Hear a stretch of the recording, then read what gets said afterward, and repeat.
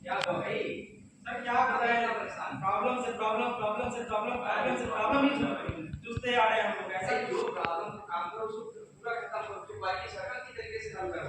ये क्या इतना काम तो है ही पहले से, और आप बोल रहे हैं पार्टी से करिए, क्या मांगा कुछ बढ़िया चीज है। इससे अगर आप अपनी समस्या का समाधान करेंगे तो आगे नहीं आएगा। उसके लिए एक टीम बनाइए, आप लोग बैठे हैं, एक टीम बना दीजिए, इसके बाद अपने काम करिए। बिल्कुल हम लोग एक टीम बनाते हैं और जिसका नाम रहेगा पार्टी सर्कल।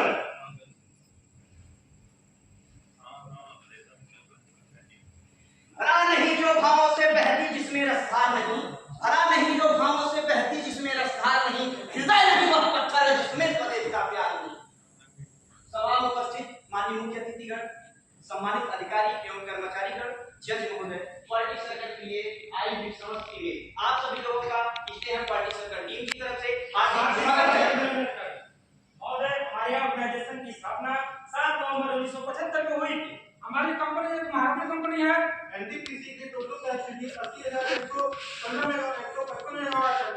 स्टेशन प्रोफाइल बहुत है। एनटीपीसी का ये हमारा मदर प्लांट है जिसकी टोटल कैपेसिटी 2000 मेगावाट है। Singrauli super thermal power station district Sonbhadra के 70 मेगावाट स्थित है। महोदय, हमारे प्लांट में 800 मेगावाट की 2 यूनिट अंडर कंस्ट्रक्शन है। महोदय, हमारे पार्टी सर्कल टीम का नाम इसलिए है पार्टी सर्कल जिसका रजिस्ट्रेशन 25/12/2017 को हुआ। महोदय, हम लोग का डिपार्टमेंट ऑपरेशन है। महोदय, हमारी टीम प्रत्येक शुक्रवार को हम 4 बजे मीटिंग करती है। महोदय, हमारी मीटिंग का प्लेस डीएडीपी कंट्रोल रूम है। महोदय, हमारी टीम का टोटल अटेंडेंस 90% रहा है। महोदय, हमारी टीम अब तक 258 बार मीटिंग अटेंड कर चुकी है। महोदय, हम लोग के HOD Shri Venkat Raman sir, coordinator Dipanjal sir, facilitator Dinesh sir, deputy facilitator JP Yadav sir, मैं लीडर पंकज कुमार मौर्य, मैं डिप्टी जनरल सुधीर यादव, मैं मेंबर रामाशीष वर्मा, मैं मेंबर विवेक पांडे, मैं मेंबर राजकुमार ठाकुर, मैं मेंबर नीरज कुशवाहा। महोदय, हम लोग के कुछ इक्विपमेंट्स हैं, जैसे 2019 में हमारी टीम द्वितीय स्थान रही। महोदय, 2021 में हमारी टीम विनर रही। महोदय, हमारी टीम 2022 में भी द्वितीय स्थान पर रही। महोदय 2023 में हमारी टीम रनर अप रही। महोदय 2024-24 में भी हमारे पार्टी सर्कल के टीम का फर्स्ट स्तर रहा। महोदय, हमारी टीम इसी वर्ष 2025 में लीड शक्ति सर्कल में विनर रही। Step 1 identification of problem. महोदय, कार्य क्षेत्र में कार्य के दौरान हमारे टीम के मेंबरों द्वारा टोटल 86 प्रकार का समस्याओं का चयन किया गया, जो इस प्रकार से है। Step 2 selection of problem. महोदय, हमारे उन सभी 86 समस्याओं को 3 टाइप में कैटेगराइज किया गया, type A, type B, type C. भाई ये type A, type B, type C क्या है? टाइप ए की समस्या वह समस्या है जिसे हम स्वयं सॉल्व कर सकते हैं, जिसमें हम लोगों ने 50 में से 32 समस्याओं का समाधान किया। महोदय, टाइप बी की समस्या के लिए हमें अदर डिपार्टमेंट की सहायता की जरूरत पड़ती है। 26 में से हमने 11 को सॉल्व किया। महोदय, टाइप सी की समस्या वह समस्या होती है जिसे हमें सॉल्व करने के लिए प्रबंधन की अनुमति की आवश्यकता होती है। टाइप सी की टोटल 10 समस्याओं में से 2 समस्याओं को सॉल्व किया। महोदय, हमारे टीम के मेंबरों द्वारा उन सभी 86 समस्याओं में से 4 मुख्य समस्याओं का चुनाव किया, जो इस प्रकार है। केबल गैलरी का ढक्कन न होना, ट्रांसफार्मर से तेल का रिसाव होना, गियर बॉक्स में लीकेज का होना, दस्तानों का भागा फटना। इन सभी प्रॉब्लम को हमारे टीम के द्वारा कुछ क्राइटेरिया पॉइंट जैसे safety, cost, easy to work, unsafe work, time saving को देखते हुए हमारी टीम ने क्राइटेरिया रैंकिंग मेथड के माध्यम से 1 से 10 के स्केल में हम लोगों ने इसका रैंकिंग निकाला। रैंकिंग निकालने के बाद इसका प्रायोरिटी निकाला। प्रायोरिटी निकालने के बाद हमारे सभी मेंबरों के द्वारा एक प्रायोरिटी टेबल तैयार किया, जिसमें हम लोगों ने पाया कि पी कोड को सबसे कम अंक मिले, जो हमारा सिलेक्टेड कदम हुआ। महोदय, हमारी टीम के द्वारा कार्य करने के लिए माइलस्टोन चार्ट के द्वारा कार्य करने की प्लानिंग की। Step 3 define the problem. महोदय, हमारी टीम के मेंबरों द्वारा इस प्रॉब्लम को बताया गया, जैसे कि हमारा जो प्रॉब्लम है वो ईएसपी के एस लिंक सिस्टम है, जो कि आप चीजों में देख सकते हैं। महोदय, ईएसपी से एस को रिलीज करने के लिए हमारे पास 2 मोड है, एक ड्राइव मोड और एक वेट मोड। हमारा जो प्रॉब्लम है महोदय वो वेट मोड में है, जैसा कि आप चीजों देख सकते हैं। महोदय, हमारे कार से कुछ इंपैक्ट है, जैसे हाथों में चोट का आना, हाथों का जलना, अधिक खर्च करना, अधिक समय का लगना, एस वाटर का रेशियो अधिक होना। महोदय, हमारे कार्य के कुछ उद्देश्य हैं। हाथों में चोट का लगने से रोकना, हाथों को जलने से बचाना, अधिक खर्च को होने से रोकना, समय को बचाना, एस वाटर रेशियो को कम करना। भाई हमारा गोल क्या है? दस्तानों को बाहर से रोकना। स्टेप 4 समस्या का विश्लेषण। महोदय, हमारी टीम ने रिकवरी समस्याओं को 4W1 टेक्निक के माध्यम से विश्लेषण किया। समस्या क्या है? दस्तानों का भागा फटना। समस्या कब आई? ईएसपी हापर में खाली करते टाइम। इस समस्या से कौन प्रभावित है? ईएसपी में काम करने वाले वर्कर और ऑपरेशन डिपार्टमेंट दोनों। समस्या कहाँ है? हापड़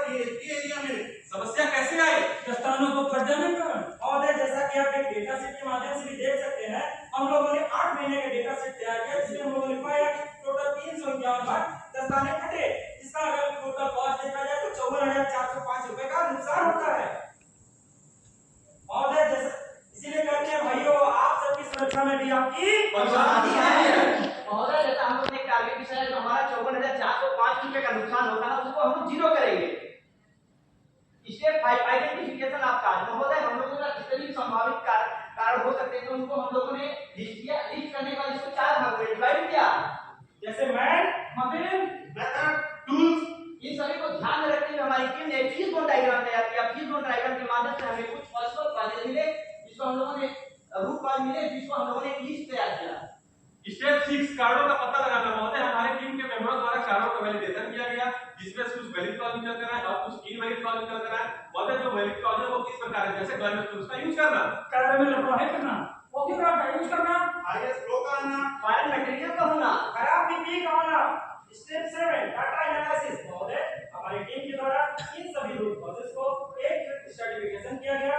इन सभी का फ्रीक्वेंसी निकालकर एक कम्युनिटी सम और कम्युनिटी परसेंटेज निकाला गया। इसके बाद महोदय हम लोगों ने एक पेरेटो चार्ट तैयार किया जिसमें हम लोगों ने यूजफुल वैल्यू और वाइटल कॉज को पाया। भाई हमारा वाइटल काज क्या है? महोदय हमारा जो पहला वाइटल कॉज है वो है कॉपी कार्ड का यूज करना। महोदय जो हमारा दूसरा वाइटल कॉज है डैमेज टूल्स का यूज करना। महोदय आज के यूजफुल वैल्यू इस प्रकार से है। स्टेप 8 समाधान का विकास। महोदय समाधान के विकास के लिए हमारी टीम की तरफ से कुछ प्रस्ताव निकल के आए। महोदय जो हमारा पहला वाइटल कॉज गया था वो था टोकिंग रॉड का यूज करना। भाई मेरे पास एक सजेशन है। भाई बताओ तो सही, क्या हम टोकिंग रॉड यूज ना करके एल्की वाटर के प्रेशर को बढ़ा दिया जाए? क्या एलपी लाइन के प्रेशर को बढ़ा देने से जो समस्या आ रही थी वो खत्म हो जाएगी? जी हाँ महोदय, एलपी टैंक के प्रेशर को बढ़ा देने से हमारा अपर तो खाली हो जाएगा लेकिन काफी मात्रा में पानी का नुकसान होगा और एक्सेलरी का फिट भी बार-बार बढ़ जाएगा, इसलिए यह मान्य नहीं है। भाई हमारे पास दूसरा भी सजेशन है। भाई बताओ तो सही, अपर एरिया को खाली करने के लिए हॉट एयर का यूज करें। क्या हॉट एयर का हम यूज करेंगे तो जो समस्या आ रही थी वो समाप्त हो जाएगी? जी हाँ महोदय, लेकिन इसको उपयोग में लाने से हमें सभी हफ्ता का मॉडिफिकेशन करना पड़ेगा जिससे खर्च बहुत ज्यादा लगेगा, इसलिए मान्य नहीं है। भाई मेरे पास एक और उपाय है, कहो तो बताओ। भाई बताओ तो सही, क्या हम लोग टोकिंग रॉड जो यूज कर रहे हैं उस पे स्लीव चढ़ा के उसको इंसुलेट करके यूज किया जाए? क्या टोकिंग रॉड को इंसुलेट कर देने से आग को जलने का पकाने फटने का जो समस्या आ रही थी वो समाप्त हो जाएगी? जी हाँ। जी हाँ महोदय, टोकिंग रॉड को इंसुलेटेड कर देने से हमारे एसपी जो अपर एसपी जो वर्कर्स थे अपर को खाली करते समय उनके हाथ में जल जाते थे, उनके हाथ में चोट लग जाते थे। उसी को सर इंसुलेट करके यूज करें तो उनके हाथ सेफ रहते हैं और अपर आसानी से खाली हो जाते हैं, इसलिए यह मान्य है। महोदय जैसा आप चित्र के माध्यम से देख सकते हैं जो हम लोग का स्ट्रीट 2 का जो 6 और यूनिट नंबर 6 और 7 का है उसकी जो कोनिकल पोर्शन जो हॉपर का कोनिकल पोर्शन था उसके नीचे जो एक पाइप लगाया गया है वो पाइप लगभग 2.5 मीटर का है और 2.5 मीटर का कभी-कभी क्या होता है कि हॉपर हमारा बरसात के मौसम में कभी वर्कर्स के लापरवाही से या कभी जो है कि हीटर वगैरह काम नहीं करते, उस कंडीशन में हमारा हॉपर चूक हो जाता है। उस कंडीशन में खाली करने के लिए हमारे मेन पावर इसका यूज करते हैं। पहले हम लोग जो है कि आप इसके माध्यम से देखिए तो ऊपर से केवल नॉर्मल एक छड़ यूज किया जाता था जो ये था। इसके बाद हम लोगों ने इंप्लीमेंट किया, इसको बिल्ड करा, लेकिन उसके बावजूद भी दस्ताने हमारे बार-बार फट रहे थे और जो वर्कर्स कर रहे थे उनके हाथों में छाले पड़ जाते थे। इसके बाद फिर हम लोगों ने इसको इंसुलेट किया और इसमें स्लीव चढ़ाने के लिए वेल्डिंग कर देते थे, वेल्डिंग हम लोगों ने नहीं किया ताकि जरूरत पड़े भी फट जाए फिर हम उसको इंप्लीमेंट करें। तो हमारा दूसरा वाइटल कॉज था वो था डैमेज टूल्स का यूज करना। भाई मेरे पास एक सजेशन है। भाई सजेशन क्या है? क्या हम लोग डैमेज टूल को रिपेयर करके यूज किया जाए? क्या डैमेज टूल्स का रिपेयरिंग कर देने से अपना काम हो जाएगा? जी हाँ, लेकिन महोदय रिपेयर किए गए टूल्स प्रयोग करने से फिर से खराब हो जाएंगे और हमारे वर्कर की चोट लगने की संभावना बनी रहेगी, इसलिए मान्य नहीं है। भाई हमारे पास दूसरा भी सजेशन है। क्या भाई बताओ तो सही, पुराने टूल की जगह नए टूल का यूज किया जाए। भाई नए टूल खरीदो तो उसका पैसे तो बहुत ज्यादा लग जाएंगे, खर्च तो बहुत होगा। जी नहीं महोदय, हमारे एसपी में कार्यरत वर्करों को केवल 2 से 3 टूल्स की आवश्यकता पड़ती है जिसको नए चेंज करवा सकते हैं, जिसका काम बहुत कम आता है, इसलिए उनको नए हम टूल्स दे सकते हैं। इसीलिए तो कहते हैं भैया जीवन तो है असली कमाई। अच्छा मेरे से सिखाई। Step 9 coaching driver residence. महोदय हमारी टीम के द्वारा कार्य करते हुए कुछ प्रतिरोध है, जैसे कुछ सामान पत्र लेने के लिए हमें हमारे एचओडी से बात करके सामान पत्र नहीं किया गया। महोदय जैसा कि आप देख सकते हैं टोकिंग रॉड को इंप्लीमेंट करने के लिए इसमें स्लीव चढ़ाने के लिए हमारे उच्च अधिकारी से बात की, उन्होंने हमें परमिशन दिया। महोदय हमारा जो तीसरा रेजिडेंस था वो सेफ्टी, जैसा कि आप सभी जानते हैं किसी भी कार्य को करने से पहले हमें स्वयं को सुरक्षित रखना अति आवश्यक है। हमारे टीम के सभी मेंबरों ने इस कार्य को करने के लिए सेफ्टी से बात करके कार्य किया।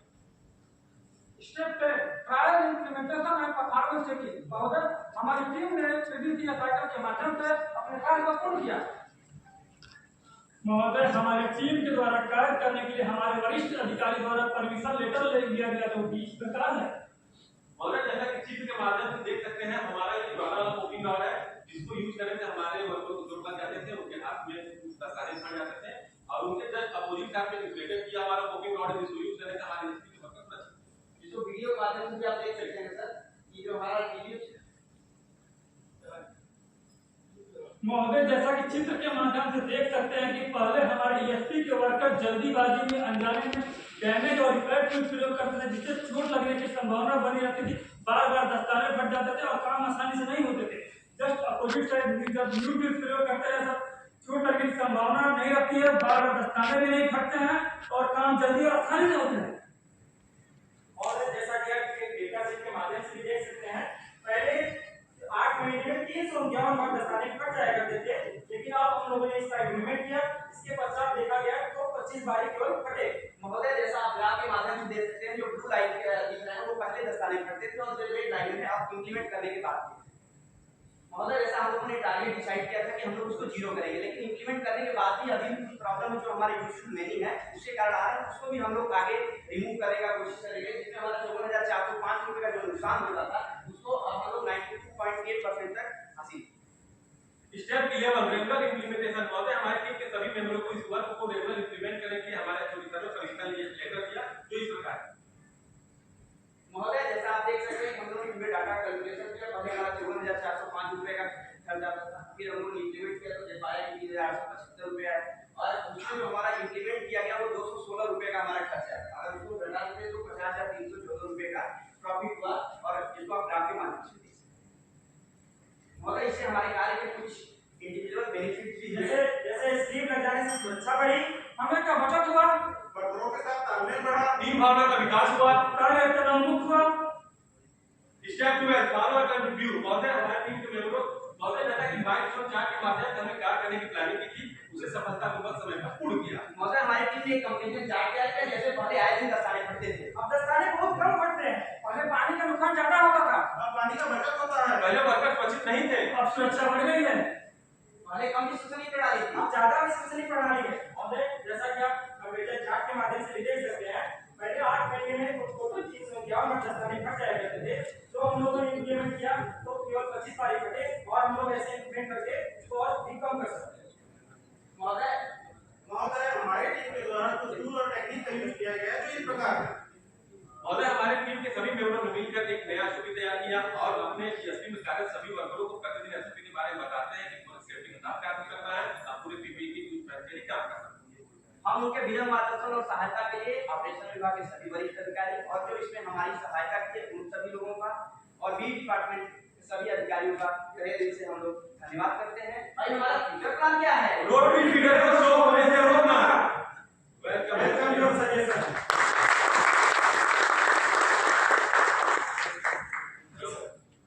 उसमें कितना परसेंट चेंज आया, या हमारा जो एसपी वहाँ चौक होता था जिससे गार्ड से फील्ड आउट स्टडी किया है या करना है? कितना हावर्स कितना होता है, इतने ज्यादा हावर्स है तो उसका लेकिन पहले की अपेक्षा जैसे कि वर्कर्स हाथ में थोड़ा देर छाए पड़ गए, वो आके बैठ गए तो 10 मिनट या 1 घंटा वेस्ट करेगा, उस तरह से कुछ हावर्स तो अगर ये हो गया तो तो डेली ऐसे क्या इम्प्रूवमेंट मिला है, क्या आपको मतलब सुविधाएं मिली हैं, तो बताते भी हैं सब कि अब तो हम काम करने के लिए 10 मिनट अंदर या आधा घंटा 1 घंटा बैठ जाते थे, लेकिन अब लगातार ये करेंगे तो कोई समस्या नहीं।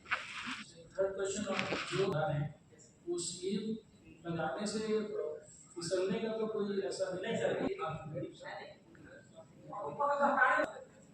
ठीक है, बहुत अच्छा प्रेजेंटेशन था। लास्ट में बस मेरा एक आपको सुझाव है कि ये है तो इंग्लिश में कहीं कहीं पे स्पेलिंग मिस्टेक्स हैं, मतलब बहुत कम है, तो उनको प्रेजेंटेशन को अगर कई बार रिवाइज करेंगे तो स्पेलिंग मिस्टेक्स भी खत्म की जा सकती है। आपने बहुत अच्छा प्रेजेंटेशन किया, बहुत बढ़िया और बढ़िया तरह से आप लोग का जो फेशियल एक्सप्रेशन थे, बॉडी लैंग्वेज थे कि आप क्या बोल रहे हो, आपने क्या किया है, सब कुछ क्लियर हो रहा था, समझ में आ रहा था।